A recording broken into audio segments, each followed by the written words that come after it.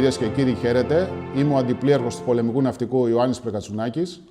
Σήμερα βρισκόμαστε στην Υπηρεσία Ιστορίας Ναυτικού με την ευκαιρία της επετείου της Μάχης της Κρήτης και στο πλαίσιο μιας σειράς διαλέξεων και ομιλιών με σκοπό την ανάδειξη της ναυτικής και όχι μόνο ιστορίας μας. Η σημερινή ομιλία έχει ως θέμα τη Μάχη της Κρήτης μέσα από προσωπικές μαρτυρίες για τη Μάχη του Ηρακλείου.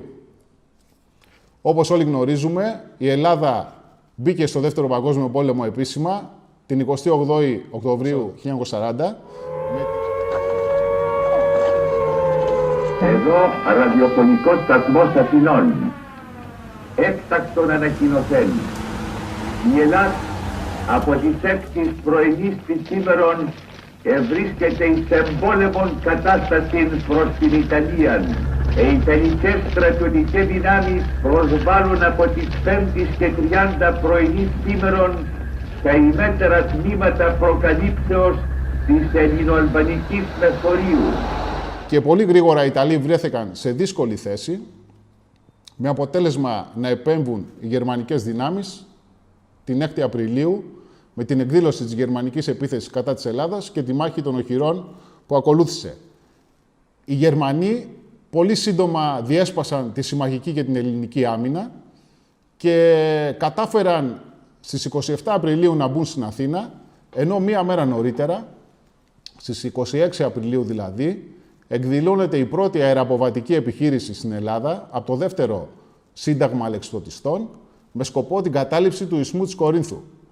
Η κατάληψη βέβαια πραγματοποιήθηκε παρά το γεγονός ότι ανατινάχθηκε η γέφυρα, δεν κατελήφθη ακέραια, όμως απέτυχε σαν επιχείρηση διότι οι σύμμαχοι είχαν ήδη υποχωρήσει και δεν κατάφερε η επιχείρηση αυτή να ανακόψει τη συμμαχική υποχώρηση.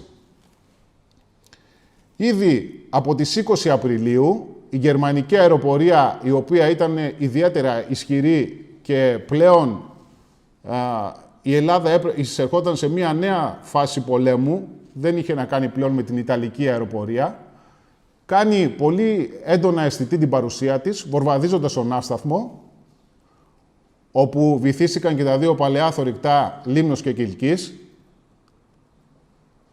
Και στις 20 Απριλίου βυθίζεται στην περιοχή των Μεγάρων και το αντιτορπιλικό Ψαρά. Η φωτογραφία η οποία βλέπουμε δείχνει την περιοχή της Πάχης Μεγάρων, φαίνεται χαρακτηριστικά το νησάκι, με εμπορικά πλοία τα οποία βορβαδίστηκαν από τα γερμανικά αεροσκάφη και βυθίστηκαν. Το Ψαρά βυθίστηκε λίγο δεξιότερα από το σημείο το οποίο φαίνεται στη φωτογραφία και στο σημείο αυτό πρέπει να σημειώσουμε ότι οι φωτογραφίες αυτές προέρχονται από γερμανικές πηγές, συγκεκριμένα από γερμανικά αεροσκάφη. Τι αξίζει να προσέξουμε σε αυτό το θέμα?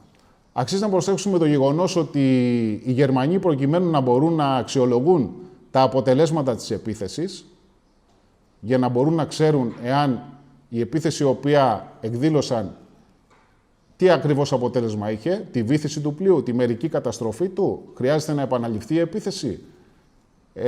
Έπαιρναν αυτές τις φωτογραφίες και έκαναν το λεγόμενο αυτό το οποίο λέμε εμείς σήμερα επισήμως Battle Damage Assessment. Με αυτόν τον τρόπο, από τα γερμανικά αρχεία έχουμε αρκετές φωτογραφίες τέτοιες οι οποίες έχουν ληφθεί από τα αεροσκάφη. Τέτοιες φωτογραφίες έχουν δημοσιευθεί σε γερμανικά βιβλία τα οποία εκδόθηκαν ως επετειακά για την εκστρατεία στην Ελλάδα και στην Κρήτη, όπως είναι το βιβλίο το οποίο βλέπουμε. Και όπως ανέφερα προηγουμένως, λίγο νοτιότερα από το σημείο που μόλις δείξαμε στη φωτογραφία, βυθίστηκε 2 μέρες μετά, στις 22 Απριλίου, το αντιτορπιλικό Ύδρα. Το αντιτορπιλικό Ύδρα είχε ως αποστολή να αναλάβει τη συνοδεία ενός εμπορικού πλοίου για την Αλεξάνδρεια και δέχτηκε το απόγευμα της 22ης Απριλίου την επίθεση από γερμανικά Στούκας. Τι αξίζει να σημειώσουμε στο σημείο αυτό? Αξίζει να σημειώσουμε ότι τα ελληνικά αντιτορπιλικά εκείνη την εποχή, του συγκεκριμένου τύπου Ντάρντο, είχαν 3 αντιεροπορικές κάνες των 40 χιλιοστών. Απεδείχθη ότι δεν ήταν αρκετές. Αυτό βέβαια δεν είναι μια κατηγορία προς το ελληνικό πολεμικό ναυτικό. Το γεγονός ότι την εποχή εκείνη το ναυτικό δεν είχε εκτιμήσει τις πραγματικές απαιτήσεις για την αντιμετώπιση της αεροπορικής απειλής, μπορούμε να το δούμε σε όλα τα τότε ναυτικά, παίρνοντας το παράδειγμα του Bismarck, το οποίο αδυνατούσε να αντιμετωπίσει τα πολύ αργά και απαρχαιωμένα διπλάνα τα Swordfish, αλλά και το παράδειγμα του Βρετανικού ναυτικού, το οποίο τις μέρες που ακολούθησαν, το Μάιο, στην Κρήτη, υπέστη τις χειρότερες απώλειες στην ιστορία του από την γερμανική αεροπορία, χωρίς να υπάρχει παρουσία γερμανικού ναυτικού. Χαρακτηριστικά αναφέρω ότι τα αντιτορπιλικά αυτά, όπως είπα, είχαν 3 κάνες στο 40 χιλιοστών. Στη συνέχεια, όσα επιβίωσαν και πήγαν στην Αλεξάνδρεια, εξοπλίστηκαν με 2 ακόμα πυροβόλα των 20 χιλιοστών, ενώ οι Αμερικάνοι, μετά και την εμπειρία του πολέμου στον Ειρηνικό και τους καμικάζι, τα ΦΡΑΜ, τα αντιτορπιλικά τα οποία σχεδίασαν το 1945 και δεν πρόλαβαν να εισέλθουν στον πόλεμο, είχαν 23 αντιαεροπορικές κάνες. Οπότε εδώ μπορούμε να δούμε την εξέλιξη του ναυτικού σε ό,τι αφορά τον αντιαεροπορικό πόλεμο, μέσα από τις εμπειρίες του πραγματικού και τα διδάγματα του πραγματικού πολέμου. Το Ίδρα λοιπόν βυθίστηκε, σκοτώθηκε ο κυβερνήτης του. Είχα συναντήσει το γιο ενός ναύτη, του ναύτη κρεμασμένου, ο οποίος ήταν πλήρωμα του Ίδρα όταν βυθίστηκε και διεσώθη ο κρεμασμένος. Στη φωτογραφία βλέπουμε το φύλλο πορείας το οποίο έλαβε όταν παρουσιάστηκε 2 μέρες μετά στον ναύσταθμο, 24 Απριλίου, και βέβαια έλαβε φύλλο πορείας με αόριστη άδεια επαόριστο, διότι πολύ απλά δεν είχαν τι να τον κάνουν. Πλέον το μέτωπο είχε καταρρεύσει και ο στόλος προσπαθούσε να διαφύγει στη συνέχεια στην Αλεξάνδρεια. Ο ναύτης κρεμασμένος είχε πει ότι ο Αρλιώτης, ο οποίος ήταν αξιωματικός σε ένα πύργο πυροβόλου, είχε τραυματιστεί τόσο βαριά, ο οποίος αυτοκτόνησε με το περίστροφό του. Ήταν τόσο σκληρές οι συνθήκες, από τη μαρτυρία αυτή μπορούμε να καταλάβουμε πόσο σκληρές ήταν οι συνθήκες και ότι πραγματικά το ελληνικό πολεμικό ναυτικό πέρασε διαπυρός και σιδήρου για να μπορέσει να πολεμήσει τη γερμανική αεροπορία και τελικά να καταφέρει, όσοι κατάφεραν, να φτάσουν στην Αλεξάνδρεια. Όπως είπα και προηγουμένως, 20 Απριλίου έχουμε την περίφημη αερομαχία των Αθηνών. Ο εικονιζόμενος είναι ένας Γερμανός άσος, Σόφους Μπάγκοε, ο οποίος πετούσε μέσα με 110. Ο Μπάγκοε καταφέρνει τις 20 Απριλίου, δεν είναι βέβαια εξακριβωμένο, του πιστώνεται όμως κατά πολλούς η κατάρριψη, του Μάρμαντιουκ Πάτλ. Ο Πάτλ ήταν ο καλύτερος Βρετανός πιλότος, μάλλον ο καλύτερος πιλότος της ΔΡΑΦ, διότι ήταν Νοτιοαφρικάνος, του Δευτέρου Παγκοσμίου. Την ημέρα εκείνη πετούσε με 39 πυρετό, με το Hurricane του, και κατερρίφθη πάνω από την περιοχή της Ψιτάλιας, όπου πιθανόν βρίσκεται μέχρι και σήμερα, καθώς τα αεροσκάφη του και ο ίδιος δεν έχουν βρεθεί. Στη συνέχεια όμως και ο ίδιος ο Μπάγκοε, περίπου 1 μήνα μετά, 14 Μαΐου, καταρρίπτεται από τον εικονιζόμενο, τον Τζέραλντ Βέστενρα, Νεοζηλανδό, στο αεροδρόμιο του Ηρακλείου. Και εδώ πάλι αξίζει να σημειώσουμε ένα θέμα το οποίο αφορά την τεχνολογία και την εφαρμογή της στο τακτικό επίπεδο, διότι ως στρατιωτικός και όχι ως ιστορικός, ως στρατιωτικός που είμαι, μ' αρέσει να μελετάω το τακτικό επίπεδο και να βγάζω συμπεράσματα τα οποία έχουν άμεση σχέση με αυτό. Ο Βέστενρα πετούσε Gladiator. Το Gladiator ήταν ένα διπλάνο, ίσως το πιο αργό καταδιωτικό αεροσκάφος του Δευτέρου Παγκοσμίου, απαρχαιωμένο, και πιστώνεται με την κατάρριψη του Μπάγκοε. Ο Μπάγκοε πετούσε μέσα με 110, το πιο γρήγορο αεροπλάνο. Πώς γίνεται τώρα το πιο αργό αεροπλάνο να καταρρίπτει το πιο γρήγορο αεροπλάνο? Το κλειδί σε αυτό είναι ότι οι Βρετανοί το 1941, και ξαναλέω την ημερομηνία, οι Βρετανοί το 1941 είχαν 2 κινητούς σταθμούς ραντάρ στην Κρήτη. Ο ένας είχε τοποθετηθεί στα Χανιά και βγήκε εκτός λειτουργίας αρκετά γρήγορα. Ο δεύτερος που ήταν στο Ηράκλειο όμως έκανε πολύ καλή δουλειά. Είχε τοποθετηθεί σε ένα ύψωμα νότια του αεροδρομίου του Ηρακλείου και από εκεί εντόπιζαν όλα τα αεροσκάφη τα γερμανικά, τα οποία έρχονταν από το βορρά, από τη θάλασσα δηλαδή, και έδιναν εγκαίρως με ασύρματο σκράμπλ στους πιλότους αεροδρόμιου του Ηρακλείου. Οπότε δεν ευνηδιάζονταν οι δυνάμεις οι βρετανικές στο αεροδρόμιο και πάντα είχαν έτοιμα αεροσκάφη τα οποία περίμεναν τα γερμανικά. Με αυτόν τον τρόπο μπορούσαν να αξιοποιήσουν τα απαρχαιωμένα Gladiator και να προξενήσουν ζημιά στα πολύ τεχνολογικά ανώτερα γερμανικά αεροσκάφη. Θα πούμε στη συνέχεια για τον Bagoe. Όπως είπαμε προηγουμένως, οι σύμμαχοι είχαν έγκαιρα υποχωρήσει και δεν απεκόπη η υποχώρησή τους στον Ισθμό και συγκεκριμένα στις 29 Απριλίου ο Νεοζηλανδός υποστράτηγος Φράιμπεργκ έφτασε στην Κρήτη προκειμένου να επιθεωρήσει τα στρατεύματά του, διότι το εκστρατευτικό σώμα, το βρετανικό της κοινοπολιτείας μάλλον, κατά ένα μεγάλο μέρος αποτελείται από νεοζηλανδικές μονάδες και επειδή δεν επαρκούσαν τα μέσα κατά την υποχώρηση να μεταφερθούν όλες αυτές τις μονάδες στην Αίγυπτο, αρκετές από αυτές ξέμειναν στην Κρήτη ως ενδιάμεσο σταθμό. Πήγε λοιπόν ο υποστράτηγος Φράιμπεργκ να δει τι γίνεται με τις μονάδες του και την επόμενη μέρα έρχεται η διαταγή ότι αναλαμβάνει διοικητής των δυνάμεων Κρήτης, της Κρεφόρς.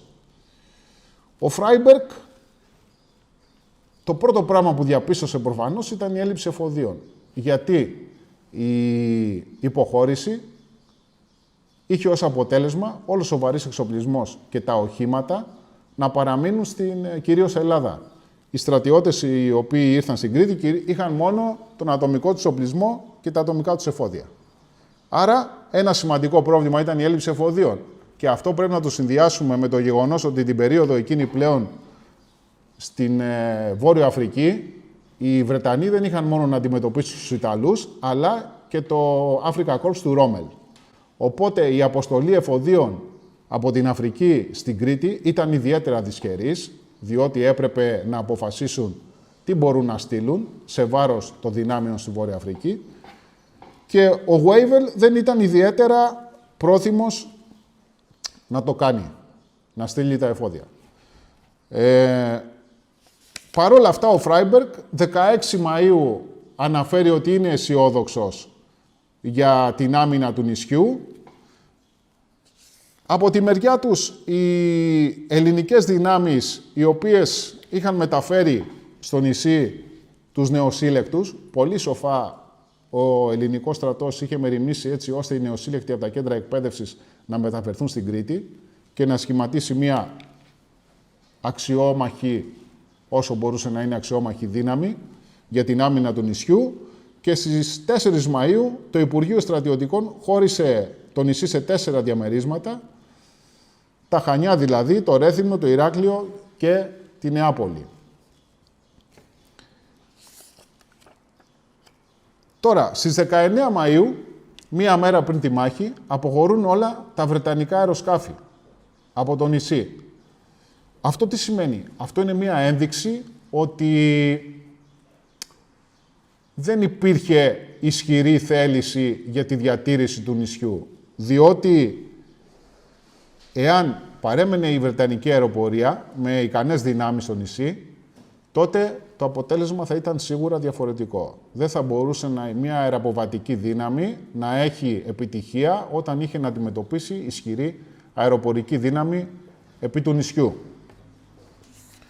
Σε ό,τι αφορά τώρα τους Γερμανούς, 25 Απριλίου εκδόθηκε η διαταγή νούμερο 28 για την επιχείρηση Ερμής. Όμως το Γενικό Επιτελείο της Wehrmacht και ειδικά οι αξιωματικοί του στρατού δεν έβλεπαν με πολύ καλό μάτι το γεγονός ότι η επιχείρηση είχε ανατεθεί στην Luftwaffe. Και αυτό γιατί? Οι αλεξιπτωτιστές, παρά το γεγονός ότι στους περισσότερους στρατούς ανήκουν στο στρατό ξηράς, εκείνη την εποχή στο γερμανικό στρατό ανήκαν στη Luftwaffe. Γιατί η Luftwaffe ίσον Γκέρινγκ. Όταν μιλάμε για Luftwaffe, εννοούμε Γκέρινγκ. Ο Γκέρινγκ ήταν ο υπουργός εσωτερικών και άρα ο επικεφαλής της αστυνομίας στην κυβέρνηση του Χίτλερ, τον Ναζί. Οπότε, όταν δημιουργήθηκε το Σώμα των Αλεξιπτωτιστών, ζήτησε εθελοντές αστυνομικούς. Σχηματίστηκε κυρίως από εθελοντές αστυνομικούς. Γι' αυτό το λόγο και ανήκε στην Luftwaffe. Οι αξιωματικοί του στρατού, επομένως, θεωρούσαν ότι οι αξιωματικοί της αεροπορίας είναι ερασιτέχνες στον αγώνα στην ξηρά, δεν είναι το αντικείμενό τους και πιθανόν, όπως αποδείχτηκε εκ των υστέρων, είχαν δίκιο.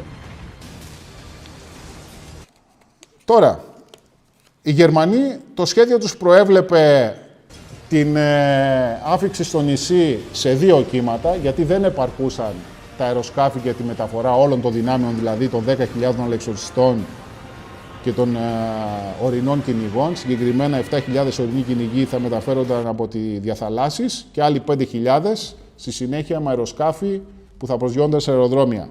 Οπότε χωρίστηκαν σε 2 κύματα και σε 3 ομάδες κρούσης, η ομάδα Κομίτης στα δυτικά, η ομάδα Μάρς στο Ρέθυμνο και στα Χανιά και Σούδα και η ομάδα Ορίων στο Ηράκλειο.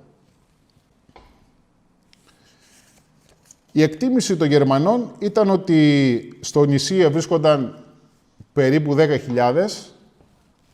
σύμμαχοι και Έλληνες, συνολική δύναμη, το οποίο βέβαια ήταν ένα λάθος μεγάλο, καθώς η συνολική δύναμη ήταν 30.000 στρατεύματα κοινοπολιτείας και 10.000 Έλληνες, το οποίο ανέβαζε τον αριθμό στους 40.000. Άρα οι πληροφορίες των Γερμανών ήταν εντελώς λάθος σε ό,τι αφορά την άμυνα του νησιού, γιατί στηρίζονταν κυρίως σε φωτοαναγνώριση και όχι σε πληροφορίες επί του πεδίου. Αυτό ήταν ένα γενικότερο πρόβλημα το οποίο είχαν οι Γερμανοί σε όλη τη διάρκεια του πολέμου, δηλαδή στερούσαν στο θέμα των πληροφοριών.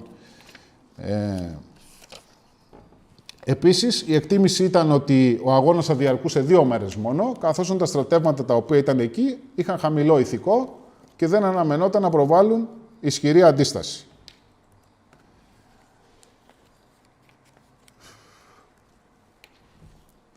Τώρα, στην Κρήτη, όπως είπα προηγουμένως, είχαν μεταφερθεί από τα κέντρα εκπαίδευσης αρκετοί νεοσύλλεκτοι. Είχαν όμως και καταφέρει και κάποιες μονάδες και είχαν υποχωρήσει στο νησί. Δυστυχώς δεν είχε καταφέρει να έρθει συντεταγμένα η 5η Μεραρχία Κρητών και αυτό ήταν μια μεγάλη απώλεια για την άμυνα του νησιού. Όμως, ανάμεσα σε αυτούς που κατάφεραν και έφτασαν στην Κρήτη ήταν και ο υπολοχαγός Θεόδωρος Καλίνος, ο οποίος τον βρήκε ο πόλεμος, ουσιαστικά η γερμανική επίθεση στο οχυρό Καλή, στη γραμμή Μεταξά, ως αξιωματικός του οχυρού. 9 Απριλίου όμως, όταν δόθηκε εντολή για συνθηκολόγηση των οχυρών, ο Καλίνος έφυγε με αρκετούς άντρες του και κατάφερε, φτάνοντας στη Δάφνη του Αγίου Όρους και περνώντας διαδοχικά στη Λίμνο, στη Λέσβο, στη Χίο, βρέθηκε στη Σαντορίνη. Εκεί το πρόβλημά του ήταν πώς θα καταφέρει να πάει στην Κρήτη, διότι η Luftwaffe, όπως είπανε, σάρωνε κατά τη διάρκεια της ημέρας όλο το Αιγαίο, οπότε ό,τι κυκλοφορούσε ήταν καταδικασμένο να βυθιστεί. Έπρεπε λοιπόν να προλάβουν μέσα στη νύχτα, γιατί τότε δεν υπήρχαν τα μέσα για να γίνουν νυχτερινές επιχειρήσεις από τα αεροσκάφη, τουλάχιστον ό,τι αφορά τον βομβαρδισμό στο έδαφος, την προσβολή στόχων στο έδαφος και στη θάλασσα, να καταφέρουν να πάνε στην Κρήτη. Αφού απείλησαν τον καπετάνιο ενός μικρού motorship, ότι τον απείλησαν με τα όπλα, τον ανάγκασαν να τους μεταφέρει στην Κρήτη και κατάφεραν αισίως να φτάσουν στο Ηράκλειο και εκεί ο Καλίνος ανέλαβε ένα τομέα ανατολικά του αεροδρομίου για την άμυνά του. Ένας άλλος στρατιώτης, αυτός μάλιστα ήταν νεοσύλλεκτος, ήταν ο Χρήστος Ρουσόπουλος. Ο Ρουσόπουλος έφυγε από το χωριό του στο Νέο Χειμώνιο στον Εύρο 3 Απριλίου. Δηλαδή 3 μέρες πριν από την έναρξη της επίθεσης. Έφτασε στο Ναύπλιο, στο κέντρο εκπαίδευσης, συνέχεια μεταφέρθηκε στην Κρήτη. Φτάνει στο Ηράκλειο και εκεί αναφέρει στο ημερολόγιό του ότι 14 Μαΐου είδε ένα αεροσκάφος το οποίο έπεσε κοντά στο αεροδρόμιο του Ηρακλείου, έπεσε στη θάλασσα. Και την επόμενη μέρα είδε στην ακτή τα πτώματα του πληρώματος, των 2 μελών του πληρώματος και κομμάτια του αεροσκάφους. Κοιτάζοντας τα αρχεία της Luftwaffe, 14 Μαΐου, συντριβή στη θάλασσα, κοντά στο αεροδρόμιο του Ηρακλείου, είναι ο Σόφους Μπάγκοε, που αναφέραμε προηγουμένως. Και εδώ βλέπουμε πώς η αφήγηση ενός απλού στρατιώτη, αγράμματου, γράφοντας απλά αυτό που βλέπει, έρχεται και δένει με τα επίσημα γερμανικά αρχεία. Οι Σκοτσέζοι τώρα, την άμυνα του αεροδρομίου την είχαν αναλάβει κατά ένα μεγάλο μέρος οι δυνάμεις του σκοτσέζικου τάγματος του Blackwatch. Ο κύριος που βλέπουμε είναι ο David Hutton. Και ένα άλλο κομμάτι το είχαν αναλάβει κάποιες δευτερεύουσες μονάδες πυροβολικού μαζί με ένα τάγμα Αυστραλιανό. Ο David Hutton είναι μια πολύτιμη πηγή μαρτυριών για την άμυνα του αεροδρομίου και συγκεκριμένα ανέφερε ότι όταν έφτασαν στην Κρήτη, το κύριο μέλημά τους ήταν να οργανώσουν τις αμυντικές τους θέσεις. Οι Γερμανοί τώρα. Ένας από τους Γερμανούς που πολέμησε στο Ηράκλειο ήταν ο εικονιζόμενος Γκέρχαλντ Μπρόντερ. Ο Μπρόντερ αναφέρει ότι όταν μεταφέρθηκαν με φορτηγά και πέρασαν από τη γραμμή με ταξά, αυτό που του έκανε εντύπωση ήταν δύο πράγματα. Το ένα ήταν τα μεγάλα νεκροταφεία με το μεγάλο αριθμό τάφων των Γερμανών αλπινιστών οι οποίοι είχαν πολεμήσει στη μάχη των οχυρών, οι μεγάλες απώλειες δηλαδή που είχαν. Και το άλλο ήταν ότι η καλή σχεδίαση και οι τομείς βολής των οχυρών. Οι Γερμανοί λοιπόν έρχονται στην Ελλάδα, μεταφέρονται με τρένα και με φορτηγά, στρατοπεδεύουν, δεν γνωρίζουν ποιος θα είναι ο τελικός τους σκοπός και όπως βλέπουμε στις φωτογραφίες έκαναν διακοπές. Τι έκαναν? Ηλιοθεραπεία, έξοδο στις κοντινές πόλεις και μπάνιο. Απολάβαναν την ελληνική φύση και τον ελληνικό ήλιο. Οι μισοί από αυτούς που βλέπουμε στις φωτογραφίες αυτές, και είναι εξακριβωμένο, 2-3 μέρες μετά από αυτές τις φωτογραφίες που τους βλέπουμε, σκοτώθηκαν στο Ηράκλειο. Αυτή ήταν η ιδιαιτερότητα των αλεξιπτιστών, οι οποίοι μπορούσαν να βρεθούν στον πόλεμο μέσα σε δευτερόλεπτα. Από εκεί που είναι αποκομμένοι μακριά από το πεδίο της μάχης, μεταφέρονται σε αεροπλάνο και μέσα σε δευτερόλεπτα βρίσκονται μέσα στη ζώνη πυρός. Ήταν για πρώτη φορά στα χρονικά οι νέες συνθήκες που δημιουργούσαν οι δυνάμεις αυτές οι αερομεταφερόμενες. Ένας από τους αξιωματικούς τους Γερμανούς, ο οποίος έπεσε στο Ηράκλειο, ήταν ο εικονιζόμενος, ήταν ο Κόμις Μπλίχερ. Ο Μπλίχερ ήταν από αριστοκρατική οικογένεια, απόγονος του στρατάρχη Μπλίχερ που πολέμησε τον Ναπολέοντα στο Βατερλό. Αξίζει να σημειώσουμε ότι στο Ηράκλειο σκοτώθηκαν 2 εξέχοντα μέλη της γερμανικής αριστοκρατίας. Ο ένας ήταν ο Μπλίχερ, ο άλλος ήταν ο εγγονός του Φον Μπίσμαρκ. Και να πούμε ότι, για να δείξουμε και πόσο σημαντικά ήταν τα ονόματα αυτά στη Γερμανία, και τον Μπλίχερ και τον Μπίσμαρκ ήταν θωρηκτά του πολεμικού ναυτικού του γερμανικού, τα οποία βέβαια βυθίστηκαν στον πόλεμο, αλλά φανταζόμαστε πόσο σημαντικές οικογένειες ήταν αυτές. Και οι δύο σκοτώθηκαν στο Ηράκλειο. Συγκεκριμένα, ο Μπλίχερ έχασε και τα 2 αδέρφια του την ίδια μέρα στην περιοχή του αεροδρομίου. 3 αδέρφια λοιπόν από αριστοκρατική οικογένεια την ίδια μέρα στο Ηράκλειο. Αυτό είναι το τελευταίο γράμμα που έστειλε στη μητέρα του, στο οποίο μάλιστα αναφέρει στο τέλος ότι έχω την αίσθηση ότι σύντομα θα χρησιμοποιηθούμε σε επιχείρηση. Δεν ήμασταν εμείς, εάν άκουσες τα επίκαιρα, εννοούσε την επιχείρηση στον Ισθμό της Κορίνθου, διότι ήταν το δεύτερο σύνταγμα, αυτός ανήκε στο πρώτο σύνταγμα. Αλλά δεν μπορώ να σου πω περισσότερα, γιατί είναι απόρριτο και πρέπει να τηρούμε τους κανόνες μυστικότητας. Βέβαια, όταν έλαβε το γράμμα η μητέρα του, αυτός ήταν ήδη νεκρός και τα 2 του αδέρφια. Όλα έτοιμα λοιπόν για την επίθεση. Ξεκινάει η επίθεση, όπως είχαμε πει και το σχέδιο. Το δεύτερο κύμα τώρα, που πάει να απογειωθεί το μεσημέρι, αντιμετωπίζει το πρόβλημα που βλέπουμε στη φωτογραφία. Τα αεροδρόμια, τα οποία ήταν ουσιαστικά χωράφια, δεν ήταν τίποτα το ιδιαίτερο, σε διάφορα σημεία γύρω από την Αττική. Όταν προσπαθούν τα αεροσκάφη να απογειωθούν, σηκώνουν πάρα πολύ μεγάλα σύννεφα σκόνης, τα οποία αργούν να κατακαθίσουν, με αποτέλεσμα να καθυστερούν τα αεροσκάφη να απογειωθούν. Αυτό έχει ως αποτέλεσμα τον αποσυντονισμό των αεροσκαφών των μεταγωγικών με τα μαχητικά, διότι ήταν σχεδιασμένα έτσι ώστε τα μαχητικά αμέσως πριν τη ρήψη των αλεξιπτιστών να πολυβολούν και να βορβαδίζουν την περιοχή της ρήψης, έτσι ώστε να αναγκάζονται οι αμυνόμενοι να καλυφθούν και να μην είναι στις θέσεις τους και να αντιμετωπίσουν τους αλεξιπτιστές. Αυτό δημιούργησε ένα χάος σε καθυστέρηση. Προφανώς δεν επετεύχθηκε ο συντονισμός, με αποτέλεσμα αυτό να συνδράμει βέβαια, να συμβάλλει στις αυξημένες απώλειες των Γερμανών αλεξιπτιστών. Για το Ηράκλειο, επικεφαλής ήταν ο συνταγματάρχης Μπρόγερ, ο οποίος είχε γίνει και καρποστάλ. Μάλιστα, είχε τον τίτλο του πρώτου Γερμανού αλεξιπτιστή. Θεωρητικά ήταν ο πρώτος Γερμανός αλεξιπτιστής το 1936. Τα αεροσκάφη πετούσαν χαμηλά πάνω από τη θάλασσα για να μην εντοπιστούν. Και εδώ βλέπουμε το ημερολόγιο, μια καταχώρηση από το ημερολόγιο των Βρετανών, οι οποίοι με χαρακτηριστικό βρετανικό φλέγμα, και ενώ γύρω τους γίνεται χαμός, πέφτουν βόβες, πολυβολισμοί, σκοτώνεται κόσμος, κάποιος κύριος σημειώνει ότι 16 και 03 δόθηκε υπερερυθρός συνεργασμός, 16 και 13 ξεκινάει ο βορβαδισμός με καθέτο εφορμήσεως και 16 και 39 ο λόγος Τσάρλι αναφέρει ότι ένα κοντινό πυροβόλο Μπόφορς σαρώθηκε, προφανώς από τον βορβαδισμό. Ο εικονιζόμενος που είδατε ήταν ο ταξίαρχος Τσάπελ, διοικητής όλων των δυνάμεων στο Ηράκλειο.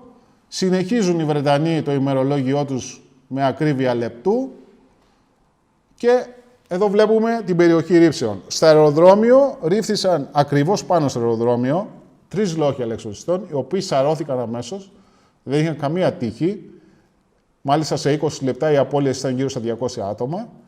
Όμως αυτό το σχέδιο φαίνεται να είχε δουλέψει στο Βέλγιο, στο Έμπενε Μάιλ, στο Οχυρό, καθώς επίσης και στα αεροδρόμια στην Ολλανδία, και οι Γερμανοί θεώρησαν ότι επαναλαμβάνοντας τον ίδιο σχεδιασμό θα μπορέσουν να καταλάβουν άμεσα το αεροδρόμιο. Μάλιστα θεωρούσαν ότι την πρώτη μέρα θα έχουν καταλάβει το αεροδρόμιο του Ηρακλείου, στην ουσία δεν το κατάλαβαν ποτέ. Γιατί πολύ απλά όσες μονάδες έπεσαν εκεί δεν έμεινε κανένας ζωντανός.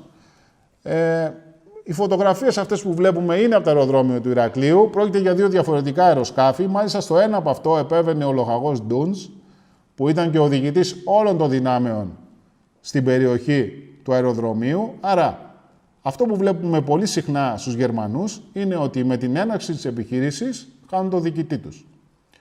Και γι' αυτό το λόγο οι Γερμανοί πάντα φρόντιζαν να έχουν συνέχεια στη διοίκηση, δηλαδή 2 κατώτερες βαθμίδες διοίκησης έπρεπε να γνωρίζουν το σχέδιο 2 πάνω βαθμίδων, για να μπορούν να αναλάβουν διοίκηση αν απαιτηθεί στη μάχη. Αυτό έγινε μάλιστα πολύ χαρακτηριστικά στην Κρήτη με τον στρατηγό Σούσμαν, ο οποίος ήταν ο πρώτος νεκρός της επιχείρησης.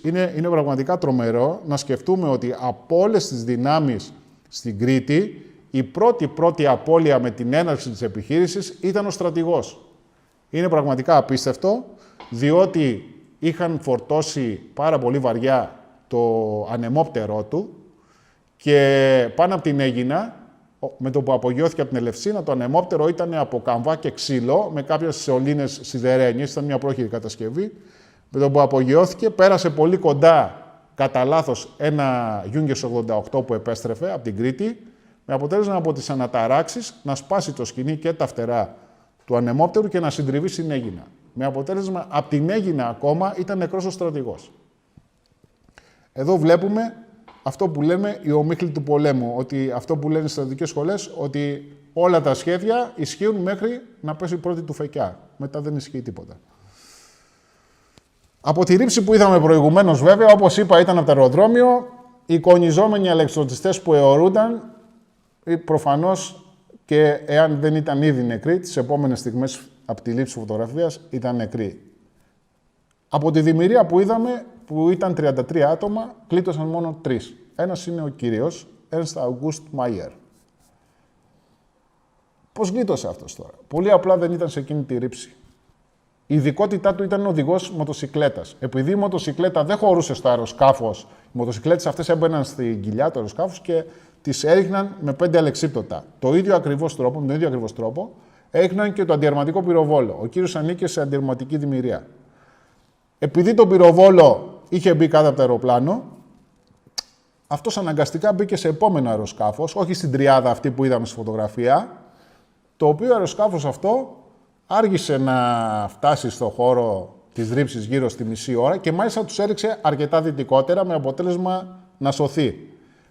Και είχε ως αποτέλεσμα αυτός να ζήσει άλλα 75 και χρόνια σε σχέση με τους συναδέλφους του που ήταν στην ίδια δημιουργία.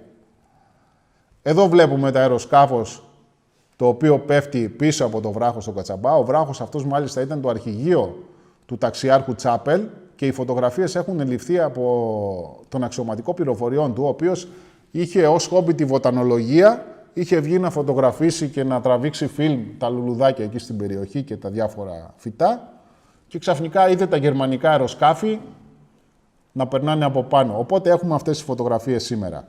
Ένας από τους αλεξιωτιστές, ο οποίος ήταν μέσα σε αυτό το αεροσκάφο, είναι ο εικονιζόμενος, ο οποίος βέβαια στη συνέχεια και ακόμα και τώρα θεωρείται αγνοούμενος, καθώς δεν μπόρεσε να αναγνωριστεί Μεγάλη ζημιά στους αλεξιπτωτιστές κάνουν τα τεθωρακισμένα οχήματα, τα λεγόμενα Brent Carrier, τα επιστριοφόρα. Ο διοικητής του δεύτερου τάγματος, ο λοχαγός Μπούχαρτ, ανέφερε ότι για κάθε ένα από αυτά τα οχήματα έκανε 25 άντρες για να μπορέσει να το εξουδετερώσει. Τι έκαναν αυτά? Εδώ βλέπουμε τις άνδρες του Μπούχαρτ. Βλέπετε ένα ανοιχτό πεδίο με χωράφια. Στη βάση του λόφου που βλέπουμε ήταν κρυμμένα τα Brent Carrier. Όταν έπεφταν οι αλεξιπτωτιστές, πολύ απλά έπαιρναν φόρα, είτε τους πάταγαν, είτε τους βγάζονταν με το πολυβόλο. Ό,τι προλάβαιναν. Και όντως, για κάθε ένα από αυτά έκανε 25 άτομα, όπως είπε ο ίδιος όταν ανακρίθηκε στο El Alamein, όταν συνελήφθη εχμάλωτος το 1943. Φανταστείτε το 1943 οι Γερμανοί, οι Άγγλοι, επειδή οργάνωναν τους δικούς τους αλεξιπτωτιστές πλέον, γιατί δεν είχαν στην αρχή του πολέμου, ήθελαν να δουν τα διδάγματα από τη μάχη της Κρήτης. Οπότε συνέλαβαν τον Μπούχαρτ στο El Alamein και τι το ρώτησαν? Αντί να το ρωτήσουν για τη μάχη στο El Alamein, το ρωτούσαν για τη μάχη της Κρήτης. Το ενδιαφέρον τους ήταν αυτό, τι έγινε με τους αλεξιπτωτιστές. Και να πούμε ότι το κακό κάρμα του Μπούχαρτ προφανώς ήταν η Ελλάδα και οι Έλληνες, διότι και στο Alamein οι θέσεις του ήταν απέναντι από την ελληνική ταξιαρχία. Εδώ βλέπουμε τάφους στην περιοχή του 8ου λόχου. Όλοι αυτοί είναι άντρες του Μπούχαρτ. Στην περιοχή αυτή σήμερα είναι το εγκαταλελειμμένο στρατόπεδο Μπετινάκη. Η τάφη είναι εδώ στην εικόνα που βλέπουμε, στην περιοχή αυτή που φαίνεται στην εικόνα.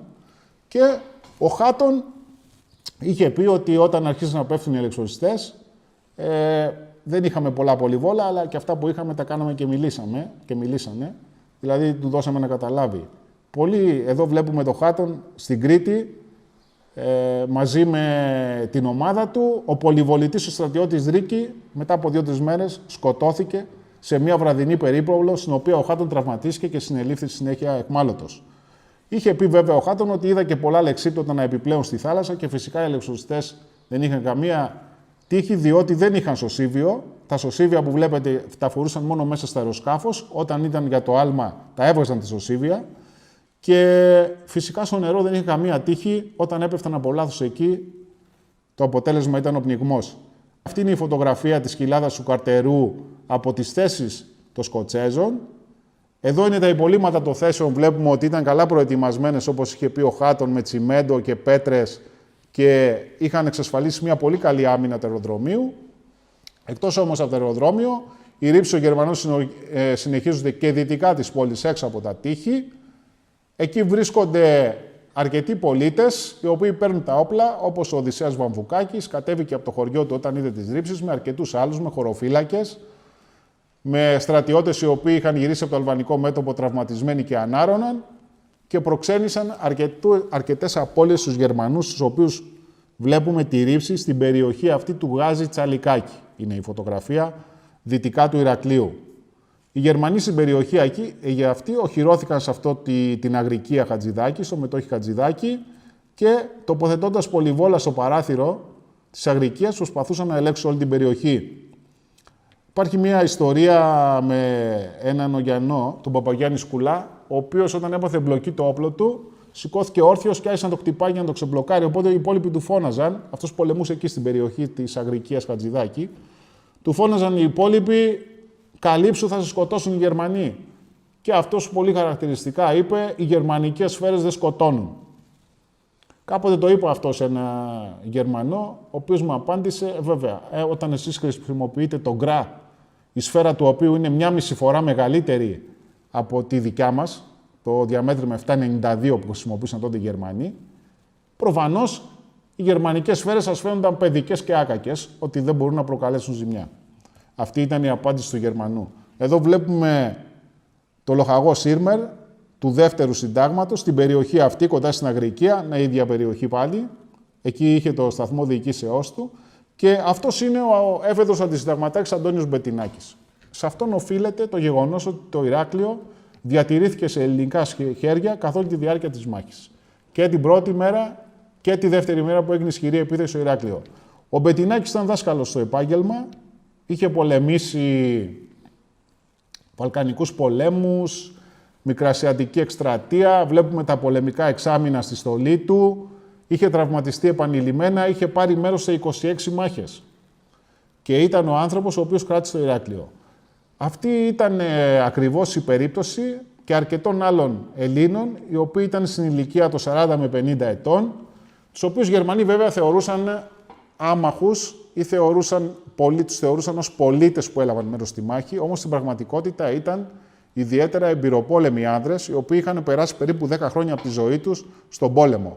Οπότε για αυτούς ο πόλεμος, εκτός ότι ήταν κάτι οικείο και η μάχη, ήταν και κάτι το οποίο το ήξεραν καλά, σε σχέση με τους αλεξιπτωτιστές, οι οποίοι ήταν 18χρονα παιδιά που προέρχονταν μόνο από τις σχολές και από τα γυμνάσια τα οποία είχαν κάνει στη Γερμανία, οι περισσότεροι από αυτούς τουλάχιστον.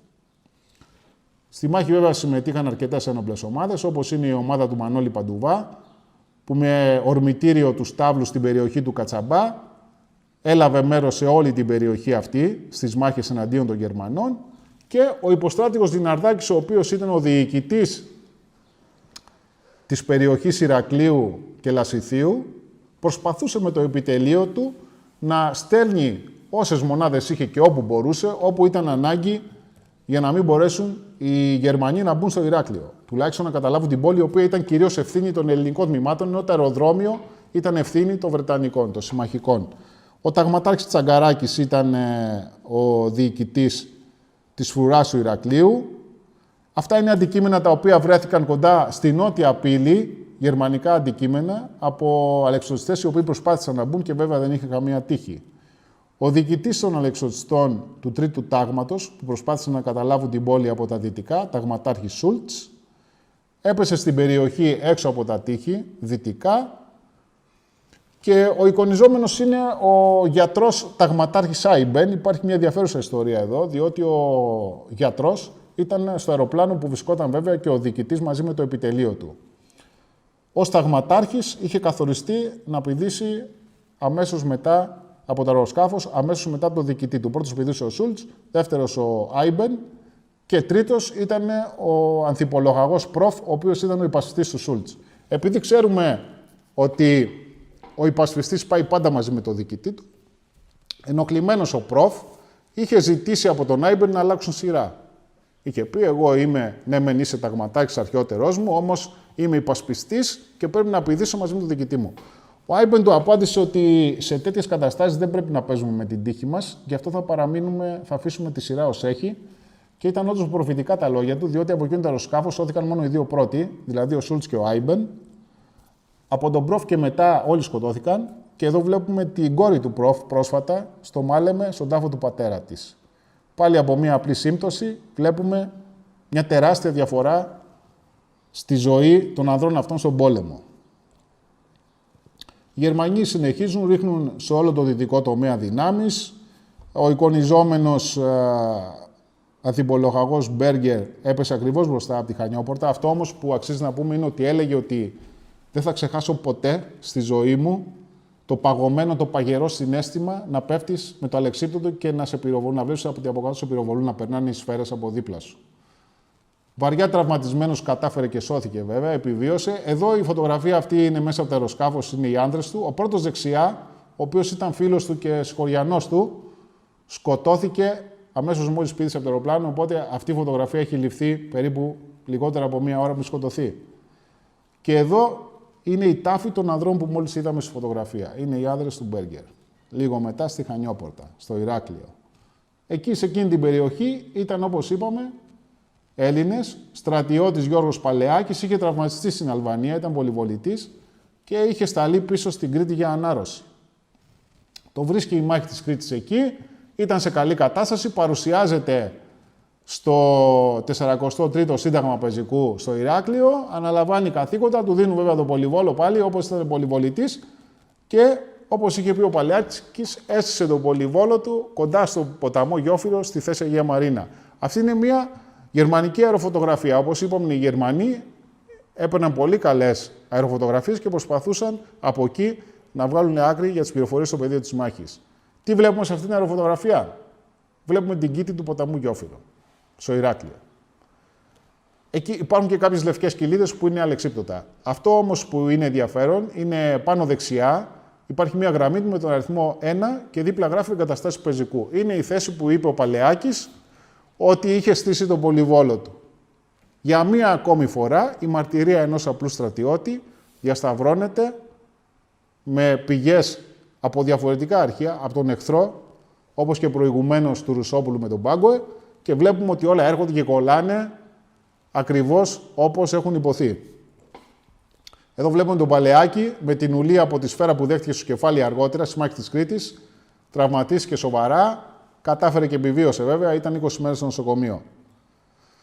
Ο Καλίνος, που αναφέραμε και προηγουμένως, ανέλαβε μια περιοχή ευθύνης ανατολικά του αεροδρομίου. Εκεί δόθηκε μια σκληρή μάχη στο Ύψωμα, στον Κοψά, ξημερώματα 21 Μαΐου και σήμερα μάλιστα γιορτάζεται η επέτειος κάθε χρόνο με εκδηλώσεις για τη μάχη του Κοψά.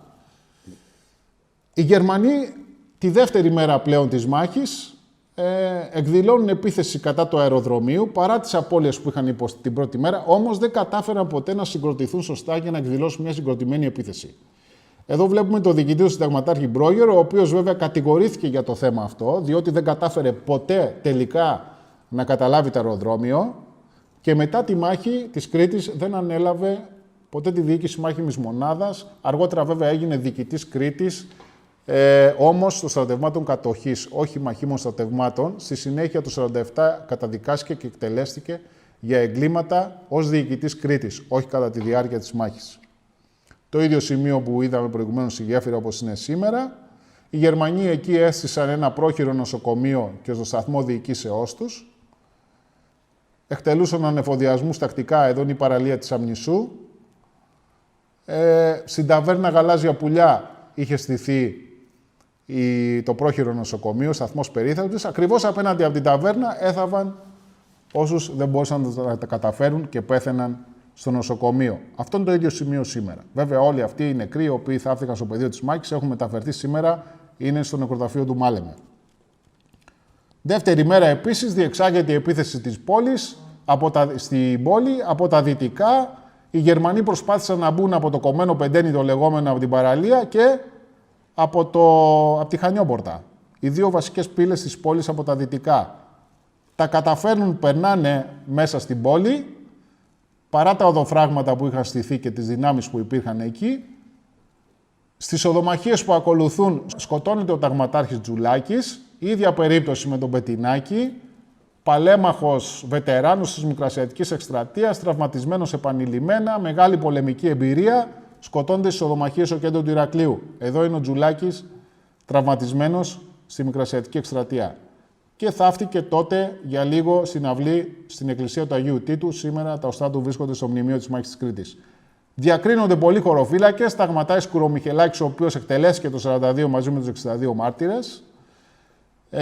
Οι Γερμανοί τελικά αναγκάζονται να υποχωρήσουν. Αρκετοί από αυτούς που παγιδεύονται στο κτίριο που βλέπουμε στα αριστερά, στην έξοδο προς τη Χανιόπορτα, και εκεί οι ελληνικές δυνάμεις βάζουν φωτιά στο κτίριο και τους αναγκάζουν να βγουν έξω και να παραδοθούν.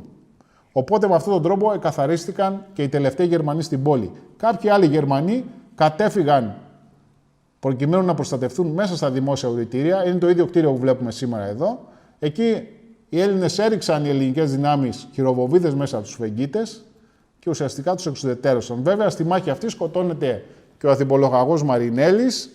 Γι' αυτόν τον λόγο και η οδός σε εκείνο το σημείο ονομάζεται Οδός Μαρινέλη. Ο Μαρινέλης εδώ το βλέπουμε την ημέρα του γάμου του. Μια φωτογραφία την οποία μου την έστειλε ο εγγονός του, που ζει σήμερα στην Αυστραλία. Αρκετοί Γερμανοί εγκλωβίζονται σε διάφορα κτίρια στο κέντρο του Ηρακλείου. Εδώ βλέπουμε το κέντρο του Ηρακλείου, είναι η οδός 1821 και το ίδιο σημείο σήμερα. Στο κτίριο που βλέπουμε δεξιά στην τράπεζα μπορούμε να δούμε τα σημάδια από τη μάχη ακόμα και σήμερα στις κολόνες και στους τοίχους, από τις σφαίρες. Και στην περιοχή αυτή βέβαια συμμετέχει στις μάχες ο Άγγλος αξιωματικός της SOE, αρχαιολόγος Τζον Πετλέμπουρι, ένας μύθος στην Κρήτη, ο γνωστός και ως Λόρενς της Κρήτης, κατά το Λόρενς της Αραβίας. Ο Πετλέμπουρι είχε σταλεί εκεί διότι συμμετείχε παλαιότερα στις ανασκαφές στην Κνωσό, στη Βίλα Αριάδνη έμενε, που είχε χτίσει ο Εύανς.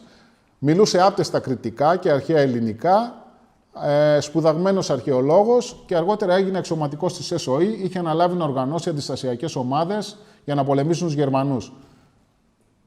Στις 21 Μαΐου φεύγει από τη Χανιόπορτα προκειμένου να πάει δυτικά στον Κρουσόνα να βρει τις ομάδες και τις επαφές του, να οργανώσει αντίσταση και παρά τις προειδοποιήσεις ότι υπάρχουν Γερμανοί, μην πας από εκεί, αυτός δεν άκουγε, πήγε δυτικά, έπεσε πάνω σε Γερμανούς αλεξιωτιστές και σκοτώθηκε. Όπως είπα, έχει μείνει ένας θρύλος για τον Πεντρέμπουρη και ονομάζεται ο Λόρενς της Κρήτης. Αυτοί είναι οι Γερμανοί οι οποίοι συνελήφθησαν μέσα στα διάφορα κτίρια στο Ηράκλειο. Πιθανόν η φωτογραφία έχει ληφθεί στην οδός Ευρώπης, που βλέπουμε εδώ σήμερα. Και φυσικά η μάχη συνεχίζεται. Προσπαθούν 22 Μαΐου να ενισχύσεις με καΐκια, με νιοπομπές με καΐκια που συνοδεύονταν από ιταλικά πλοία. Όμως εκεί τους πετυχαίνει ο Βρετανικός στόλος, νότια της Μήλου, και τους αποδεκατίζει. Βέβαια, με τη σειρά του ο Βρετανικός στόλος, λόγω του ότι έμεινε βόρεια της Κρήτης κατά τη διάρκεια της ημέρας, δεν πρόλαβε να αποτραβηχτεί νότια, διότι αυτό έκανε. Το βράδυ αναπτυσσόταν βόρεια της Κρήτης, με το ξημέρωμα πήγαινε νότια της Κρήτης να βγει εκτός εμβέλειας της γερμανικής αεροπορίας. Η γερμανική αεροπορία, με αεροσκάφη που απογειώνονταν από την Ελευσίνα, από την Κάρπαθο και από τους Μολάους, πετυχαίνει το Βρετανικό στόλο βόρεια της Κρήτης και φυσικά πλήρωσε πολύ βαρύ τίμημα. Ήταν από τις χειρότερες ημέρες στην ιστορία αυτές του Βρετανικού ναυτικού. Χαρακτηριστικά αναφέρω το καταδρομικό Κλώστερ, το οποίο βυθίστηκε στα Κύθυρα, είχε 715, αν θυμάμαι καλά, νεκρούς. Απώλειες, μόνο από ένα πλοίο, για να μην πούμε και για όλα τα υπόλοιπα. Εδώ βλέπουμε τα καΐκια, τα οποία ήταν sitting ducks, που λένε και οι φίλοι μας οι Βρετανοί. Ήταν γεμάτα αλπινιστές, τεράστιες απώλειες οι Γερμανοί. Και τι κάνουν, εφόσον δεν μπόρεσαν να καταλάβουν το Ηράκλειο, απειλούν ότι αν δεν παραδοθεί η πόλη θα βορβαθιστεί, θα θεωρηθεί οχυρωμένη πόλη και πραγματοποιούν την απειλή τους το απόγευμα 22 Μαΐου. Βλέπουμε μια φωτογραφία που έχει τραβηχθεί από Γερμανούς δυτικά της πόλης και είναι ο βορβαθισμός του Ηρακλείου. Δεν είχαμε πολλά θύματα, διότι η πόλη ουσιαστικά είχε εκενωθεί από τον πληθυσμό, είχαν καταφύγει στα γύρω χωριά οι περισσότεροι. 23 πλέον Μαΐου αποφασίζουν επιτέλους οι βρετανικές δυνάμεις στο αεροδρόμιο να εκδηλώσουν αντεπίθεση. Είναι όμως πολύ αργά. Πραγματικά, εάν εκδηλώνονταν αντεπίθεση μέσα στην κοιλάδα του Καρτερού, ανατολικά του αεροδρομίου, το πρώτο βράδυ, οι Γερμανοί δεν είχαν καμία τύχη. Απλά οι Βρετανοί δίστασαν να το κάνουν, διότι δεν ήξεραν πόσες δυνάμεις είχαν οι Γερμανοί στην περιοχή αυτή, τις είχαν υπερεκτιμήσει. Όταν το έκαναν 23 του μήνα, με μια κυκλωτική κίνηση, ήταν πλέον πολύ αργά, γιατί οι Γερμανοί είχαν ενισχυθεί με πολλές ρήψεις, είχαν πολλά πολυβόλα, είχαν πάρει όλμους, οπότε απέτυχε. Ένας από τους νεκρούς, οι Γερμανοί μάλιστα σε εκείνη την αντεπίθεση είχαν 4-5 νεκρούς όλους. Ένας από αυτούς είναι ο αλεξιωτιστής που βλέπουμε στα αριστερά. Και κάθεται και κάνει το τσιγάρο του, πιθανόν το απόγευμα της 21ης Μαΐου, σε μια ανάπαυλα της μάχης. Τρίτος λόγος, ήταν σε εκείνο το σημείο. Μετά από 2 μέρες σκοτώθηκε. Και τάφηκε στην κορυφή του λόφου που δέχτηκε την επίθεση. Αυτός είναι ο τάφος του. Τον έθαψε μάλιστα ο άλλος αλεξιωτιστής που βλέπουμε στη φωτογραφία, ο οποίος ήταν φίλος του. Ο άλλος αλεξιωτιστής σκοτώθηκε το 1943 στη Ρωσία. Βλέπουμε ότι για αυτούς τους άντρες, οι οποίοι συμμετείχαν από την αρχή του πολέμου, ειδικά οι αλεξιωτιστές, οι πιθανότητες επιβίωσης τελικά ήταν πολύ μικρές. Γιατί πολέμησαν στο Βέλγιο, στην Ολλανδία, στην Κρήτη, στην Ρωσία, στο Ανατολικό Μέτωπο, στην Ιταλία, στο Μοντε Καζίνο και στην Νορμανδία. Επομένως, τελικά, όσοι γλίτωσαν από την εκστρατεία της Κρήτης, οι περισσότεροι σκοτώθηκαν τον ίδιο χρόνο και όλα στη Ρωσία και αρκετοί από αυτούς ακόμα και στην Νορμανδία, μέχρι το 1944. Στο Ηράκλειο τώρα, από τις παραμονές της μάχης, είχε αποβιβαστεί νότια στο Τιμπάκι ένας λόγος στον Αργάλη Σάδερλαντ. Αυτοί καταφέρνουν, αφού πέρασαν από τους Αγίους 10 για λίγο, καταφέρνουν και φτάνουν στο Ηράκλειο με σκοπό να επιτεθούν από δυτικά. Αυτό είναι ένα εγχειρίδιο με το σήμα του συντάγματος, το οποίο βρέθηκε στην περιοχή κοντά στους Βόρους. Επιτίθονται οι Σκοτσέζοι, δεν καταφέρουν να περάσουν και τελικά αναγκάζονται να παρακάμψουν την περιοχή και να πάνε να ενωθούν με τους αμυνόμενους μέσα στην περίμετρο, πηγαίνοντας από την περιοχή της Κνωσού. Έχουμε φτάσει πλέον 25 με 26 Μαΐου. Οι Γερμανοί έχουν περικυκλώσει όλη την περιοχή του Ηρακλείου και του αεροδρομίου και ο ταξιάρχος Τσάπελ έστειλε ένα μήνυμα στο Κάιρο και ρώτησε τι να κάνω, να προσπαθήσω να διασπάσω τον κλειό δυτικά και νότια. Η απάντηση από το Κάιρο ήταν το λιμάνι χρησιμοποιείται ακόμα. Εάν είναι το λιμάνι χρησιμοποιήσιμο. Όταν κάνεις μία ερώτηση και σου απαντάνε με ερώτηση, αυτό συνήθως δεν είναι πολύ καλό, διότι ήδη στον τομέα του Μάλεμε είχε χαθεί το παιχνίδι. Οι Γερμανοί είχαν καταλάβει το αεροδρόμιο, είχαν αποβιβάσει δυνάμεις και είχαν ξεκινήσει την υποχώρηση πλέον οι συμμαχικές δυνάμεις. Οπότε, παρά το γεγονός ότι είχαν αποτύχει 100% οι Γερμανοί στο Ηράκλειο, πλέον δεν υπήρχε και καμία πρόθεση να συνεχιστεί η μάχη από τους Βρετανούς και είπαν στο Τσάπελ να εκενώσουν μυστικά τον τομέα Ηρακλείου το ξημέρωμα της 29ης Μαΐου, δηλαδή βράδυ 28ης προς ξημέρωμα 29ης. Οι Γερμανοί, οι οποίοι δίσταζαν βέβαια, ο Στούντεν έλεγε στο διοικητή, ο Μπρόγερ, πρέπει να καταλάβει στο αεροδρόμιο. Ο Μπρόγερ έλεγε δεν έχω δυνάμεις, θέλω ενισχύσεις. Οπότε είχε προγραμματίσει 29 Μαΐου να εκδηλώσει την επίθεση. Θεωρούσε ότι θα είναι αρκετά ενισχυμένος. 29 Μαΐου όμως ήταν μία μέρα πολύ αργά. Οι Βρετανοί είχαν ήδη υποχωρήσει. Εδώ βλέπουμε τη διαταγή υποχώρησης, η οποία εν μέσω του πανικού πάλι είναι δακτυλογραφημένη σύμφωνα με τον κανονισμό αλληλογραφίας. Βλέπουν τα διαστήματα σε γραφομηχανή όπως προβλέπετε, με αύξον αριθμό αντιτύπου, πίνακα διανομής κανονικά και περιγράφει όλες τις διαδικασίες που θα πρέπει να γίνουν κατά την υποχώρηση, προκειμένου οι Γερμανοί να μην αντιληφθούν ότι υποχωρούν. Γιατί εάν τους έπιαναν το βράδυ, την ώρα της υποχώρησης, ήταν πολύ ευάλωτοι οι Βρετανοί, θα συλλαμβάνονταν όλοι εκμάλωτοι ουσιαστικά. Πάνω στη βιασύνη τους βέβαια, το τάγμα το Younger Lancaster ξέχασε τα regimental colors που λένε οι Βρετανοί, τις σημαίες του συντάγματος, που βλέπουμε εδώ και στη δεξιά σημεούλα είναι γραμμένες όλες οι εκστρατείες, εκτός βέβαια από την Κρήτη, γιατί δεν πρόλαβαν. Βρέθηκε με τα πολεμικά σε ένα σεντούκι αυτή η σημαία. Φτάνουν στο λιμάνι του Ηρακλείου τα μεσάνυχτα περίπου, 2 καταδρομικά και 6 αντιτορπιλικά. Παίρνουν τον κόσμο, 1 η ώρα είχε ολοκληρωθεί η επιβίβαση, φεύγουν, αλλά στις 3 η ώρα, στο ένα αντιτορπιλικό, λόγω του ότι είχε δεχτεί μια βόμβα κοντά, κολλάει το πηδάλιο. Από μια απλή βλάβη. Κόλλησε το πηδάλιο. Αναγκάζονται, μετεπιβιβάζουν τον κόσμο σε άλλο αντιτορπιλικό, το βυθίζουν αυτό έξω από το Ηράκλειο για να μην πέσει στα χέρια του εχθρού. Όμως αυτό τι είχε ως αποτέλεσμα? Να καθυστερήσουν, έτσι ώστε τους πρόλαβε το πρώτο φως, πολλά πλοία, στο στενό της Κάσου. Εκεί δέχονται την επίθεση στο Στούκας. Πάρα πολλές απώλειες. Ένα αντιτορπιλικό προσπάθησε το Hereward να προσαράξει εκεί στη νότιο-ανατολική πλευρά της Κρήτης. Όμως, εκεί συνελήφθηκε και μάλιστα το πλήρωμα όλο αυτού συνελήφθησαν εχμάλωτοι. Χαρακτηριστικά μία βόμβα η οποία έπεσε στην τραπεζαρία πληρώματος του Ντάιντο, νομίζω, του αντιτορπιλικού, σκότωσε 100 άτομα. Διότι όλα τα πλοία ήταν φορτωμένα load to capacity που λένε οι Βρετανοί, δηλαδή όσο πήγαινε και ακόμα παραπάνω. Οπότε με μία βόμβα είχαμε 100 νεκρούς. 280 άτομα έχασαν από τον τομέα του Ηρακλείου στην εκένωση. Δηλαδή, πιθανόν περισσότερους νεκρούς είχαν στην εκένωση οι Βρετανοί παρά στη διάρκεια της μάχης. Και εδώ φαίνεται για μία ακόμη φορά η αξία της αεροπορίας, της αεροπορικής υπεροχής. Τότε για πρώτη φορά φάνηκε ότι πλέον όταν έχεις αεροπορική υπεροχή, ίσως δεν χρειάζεται να έχεις και ναυτική υπεροχή. Για πρώτη φορά φάνηκε αυτό, παρά το γεγονός ότι από το 1939, γιατί στο Πρώτο Παγκόσμιο Πόλεμο, τα αεροσκάφη ήταν πολύ αδύναμα για να κάνουν ζημιά στα θωρηκτά. Στο Δεύτερο Παγκόσμιο Πόλεμο άρχισε να διαφαίνεται ότι πιθανόν είναι σοβαρή απειλή. Το 1939 είχαν γίνει κάποιες δοκιμές, λεγόμενες ship versus aircraft, αεροπλάνο εναντίον πλοίου κτλ. Και είχαν δείξει κάποια πρώτα σημάδια ότι τελικά τα αεροσκάφη είναι υπολογίσιμος αντίπαλος. Τα διδάγματα όμως προέκυψαν αργότερα, όπως είπαμε και προηγουμένως, με τα αντιαεροπορικά όπλα και τις απαιτήσεις που υπήρχαν πλέον στο τέλος του πολέμου. Εδώ βλέπουμε κάποιες εικόνες από τον βομβαρδισμό των πλοίων, του Βρετανικού στόλου από τη γερμανική αεροπορία, πληρώματα από χτυπημένα πλοία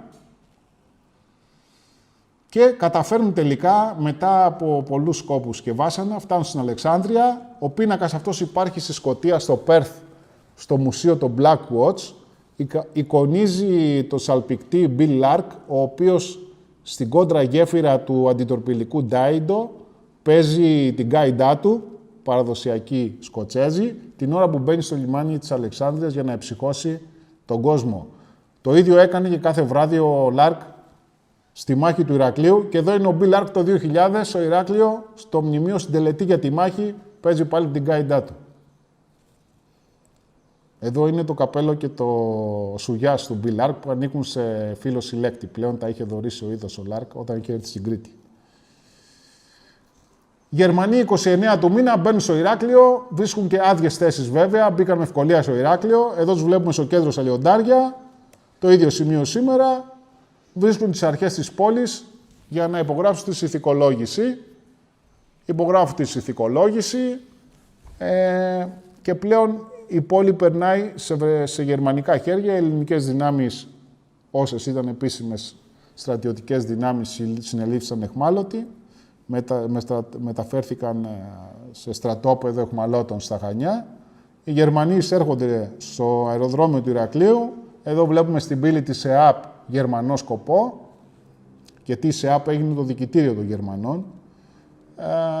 Στη φωτογραφία αυτή είναι το γερμανικό επιτελείο του πρώτου συντάγματος,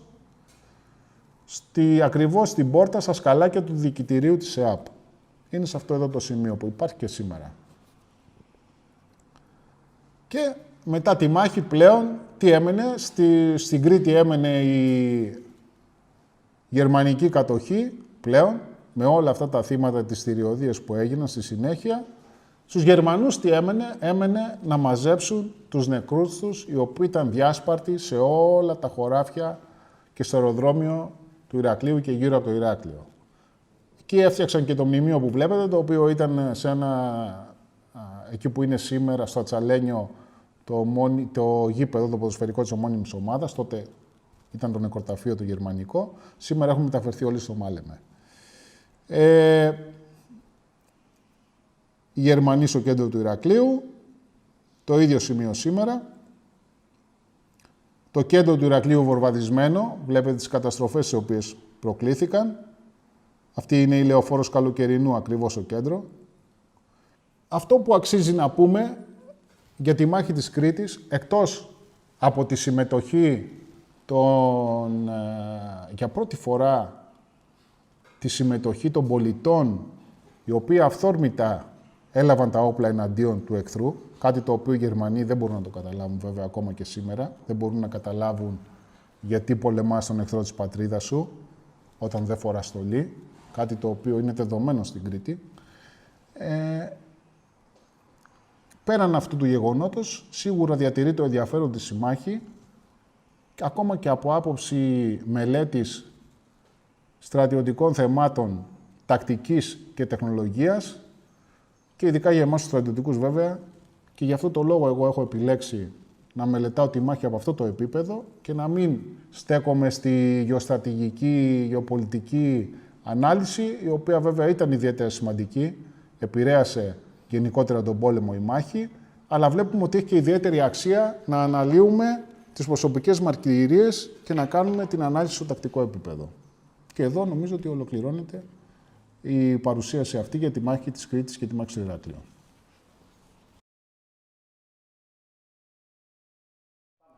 Εδώ βλέπουμε μία φόρμα άλματος Γερμανού αλεξιπτωτιστή με το βασικό εξοπλισμό.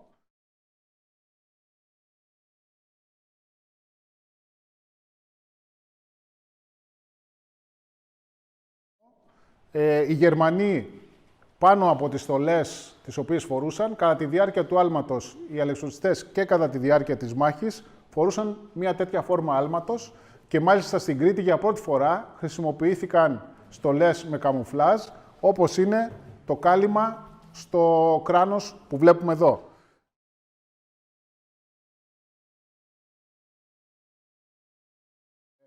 Φανταστείτε μάλιστα ότι οι γερμανικές στολές ήταν μάλινες και πάνω από αυτές τις στολές φορούσαν τη φόρμα που βλέπουμε. Το Μάιο στην Κρήτη, λόγω της ζέστης, επειδή δεν μπορούσαν φυσικά, κανείς δεν μπορούσε να αντέξει με τη ζέστη αυτή τη μάλινη στολή, Με την πρώτη ευκαιρία τις έβγαζαν. Πολλές φορές βλέπουμε τους Γερμανούς στη μάχη να είναι μόνο με τη φόρμα άλματος ή άλλες φορές να φορούν βρετανικές τροπικές στολές. Όπως είπα, έφεραν το χαρακτηριστικό κράνος του Γερμανού αλεξιοντιστή, το οποίο διαφέρει από τα υπόλοιπα κράνη της Wehrmacht. Είναι εδώ κομμένο και έχει ειδικά σημεία πρόσδεσης για να μπορεί να παραμένει σταθερό κατά τη διάρκεια του άλματος. Το άλλο, από τον υπόλοιπο εξοπλισμό, βλέπουμε το φακό, το οποίο έφεραν όλοι μαζί τους, τα κιάλια και μάλιστα τα συγκεκριμένα είναι της εταιρείας Swarovski,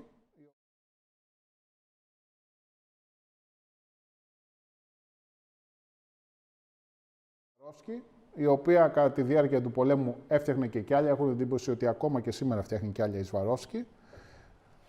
Τη φυσικιοθήκη με τους 3 γεμιστήρες για το υποπολιβόλο MP38 ή MP40 και θήκη χαρτών με μολύβια και μέσα περιλάμβανε χάρτες, πυξίδα και τα σχέδια για τη μάχη, την οποία αυτή τη θήκη την έφεραν μόνο οι βαθμοφόροι. Στην Κρήτη μάλιστα πάρα πολλές φορές, είτε οι Έλληνες είτε οι Βρετανοί έπαιρναν τις θήκες από σκοτωμένους ή εγμάλωτους αλεξιωτιστές, μπορούσαν να δουν μέσα όλους τους κανόνες σηματοδοσίας και με αυτόν τον τρόπο έκαναν τα κατάλληλα σήματα σε γερμανικά αεροπλάνα και τους έριχναν τα εφόδια. Αντί δηλαδή να τα ρίχνουν στους Γερμανούς, τα έριχναν στους συμμάχους. Αυτός ήταν ο βασικός εξοπλισμός, εκτός βέβαια από τον οπλισμό, ενός Γερμανού αλεξιωτιστή. Κάτι το οποίο είναι αξιοσημείωτο είναι ότι σχεδόν όλοι οι Γερμανοί είχαν μαζί τους μια φωτογραφική μηχανή, το οποίο βρισκόταν σε μια τέτοια δερμάτινη θήκη. Αυτές οι μηχανές ήταν αγορασμένες ιδιωτικά, δεν ήταν δηλαδή επίσημη χορηγία του γερμανικού στρατού και βλέπουμε πάρα πολύ συχνά σε φωτογραφίες αλεξιωτιστών στη μάχη της Κρήτης να έχουν περασμένη στη ζώνη μια τέτοια θήκη. Μάλιστα, κάποιες μηχανές που φτιαχνόταν από την ΑΚΦΑ ήταν τόσο δημοφιλείς στους στρατιώτες, οι οποίες είχαν ονομαστεί Soldatenkkamera, η κάμερα του στρατιώτη δηλαδή. Τις είχαν μαζί τους με αποτέλεσμα σήμερα να έχουμε πάρα πολύ μεγάλο φωτογραφικό υλικό από γερμανικές πηγές που προέρχονται από φωτογραφίες που είχαν ληφθεί ιδιωτικά από τους Γερμανούς στρατιώτες κατά τη διάρκεια της μάχης.